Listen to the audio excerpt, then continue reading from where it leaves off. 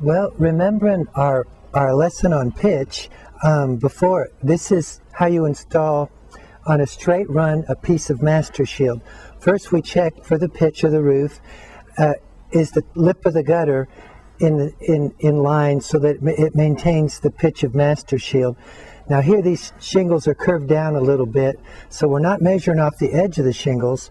We're going back to where the subroof is supporting it, because that's the true pitch. These can be lifted up, and they're going to be lifted up by the MasterShield product. So we have almost a perfect situation here where the top lip is touching the bottom of a straight edge, or you can use MasterShield if you want, but we've got no gap there, so we're starting out good, fellas. If there was a gap, we'd have to raise the gutter if this was our first piece that we're installing. Now, today's a warm day, so these lift easy, but on a cold day, what I sometimes do is I'll take a lifter piece, I call it, and I'll take a piece of MasterShield like this, and it lifts the shingles up without, if you lift a broad band of shingles up, they're less likely to tear, and that allows you to easily, or at least easier than if you didn't do this, to slide MasterShield up under the shingles all in one shot. That's a very good way to install. Now, gentlemen, where MasterShield should install under, here we have a first row of shingles, an underlayment of shingles, and underneath the underlayment we have black tar paper. Now in this case, this underlayment of shingle, like when shingles are installed, you normally take one shingle, the first row, turn them upside down. That's called your starter course. Most of the time it's okay to put MasterShield on top of the starter course. If you tried to go under the starter course, in this case, it's already sealed itself to the subroof, and we cannot lift that, we'd tear it.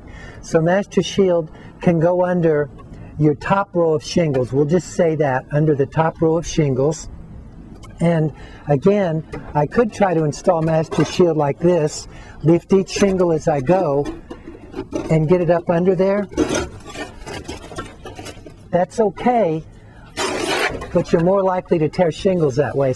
Now, fellas, I've already seen that this won't go completely up under the shingles because our back is too long in this case. So we're going to, the reason we keep this back long is if you have to drop the gutter, you're going to appreciate this extra back ledge because you can pull MasterShield out as far as you need to in case you have to drop your gutter. It gives you something to still contact.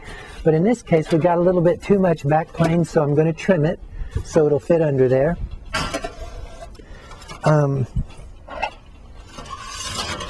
If you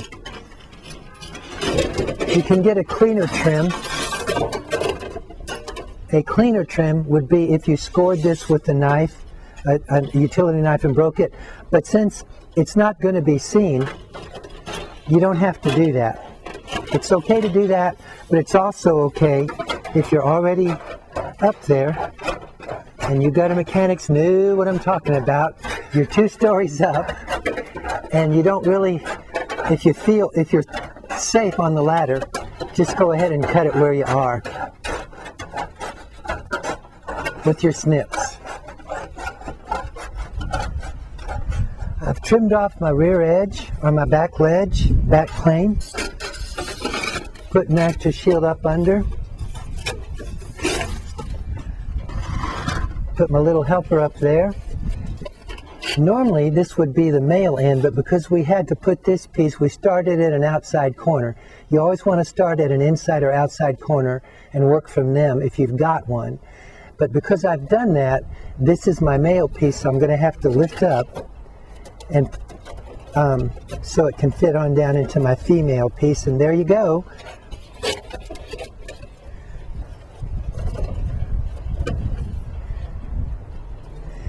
And our next step would just be to fasten MasterShield in place. Here's your screw points or fastening points. Now I've got the product up pretty good and tight, about as tight as I can get it. I'm coming back and checking to make sure it's fully secure behind me, because if in the rear I had it pushed up too high, it would have created a gap there. So we come down to the front lip, and make sure that when you screw in, you don't screw too hard through the gasket. You screw straight down. Don't let your drill be angled forward or backwards, because it will move the MasterShield product forward or backward, and we've got them lined up pretty good right now. So we screw straight down. Now, I'm not going to screw this up as tight as I possibly can. I'm going to leave some play in it because I want these pieces to match perfectly. And if I screw all the way down, it might put a little bit of a dip into the product where they meet. So that's number one. Placement of the screw number two. 1/2 inch to 1 inch away. Making sure I'm up as tight as I can be. And I just gingerly take the drill down, and for our third screw placement, I'm going to start at the back.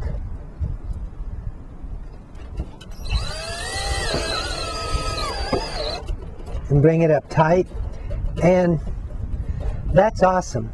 You almost don't need the 4th screw placement, but just in case we get like an unbelievable horizontal wind coming from the side of the house, Hurricane Camille type wind, we'll go ahead and put in our 4th screw placement. Now remember, there's perforations under here, so make sure you're not screwing through the screen into an open air space, because then you've messed up the screen a little bit. You'll have to take the screen out and put it, make sure there's solid metal. It seems silly to say that, but that's the kind of mistake I could make. So there's definitely solid metal in this piece underneath. Okay guys, that was your basic 80% of the time. That's how you install a panel. Lift up the shingles with your dedicated shingle lifter. Put the male end down into the female. 1st screw placement 1 inch off the end. 2nd screw placement 1 inch off the end. And 2 screws through the screen. And then a screw in the middle. Let me show you that. Right dead center in the middle of the product. Make sure you've got gasket under here, guys, or you'll wish you had done it if you don't, because you'll get a callback. Basic installation.